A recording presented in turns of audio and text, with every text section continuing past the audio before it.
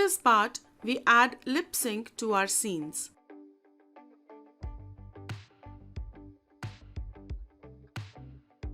Hey, if you give me a chance to jump out of the scene next to the chair you're sitting in, I'll be alive just like you. Hey, if you give me a chance to jump out of the scene next to the chair you're sitting in, I'll be alive just like you. We have already learned how to lip sync in Adobe Animate. While doing lip sync, we do not add lip shape for every alphabet. For instance, in the word hey, we will only add the AA shape and close the mouth after 2 or 3 frames. Or we can also keep it open. We should focus only on the sounds from the dialogue. If you hit the lip shape on the right frames on the dialogue, we would not even need the shapes like L, N and V. We can use the A, AA, M, O or U sounds only. These shapes are sufficient to animate any dialogue using lip sync. Adding different shapes for every alphabet will result in a robotic and natural way of speaking. Naturally, we don't speak like this. Please try saying some dialogues while standing in front of the mirror and notice how the mouth changes only according to the sounds.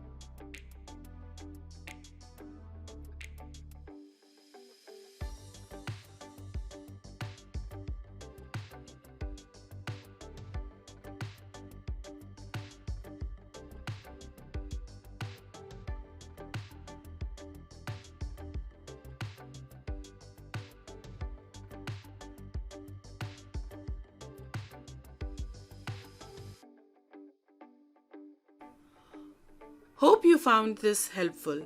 Thanks for watching.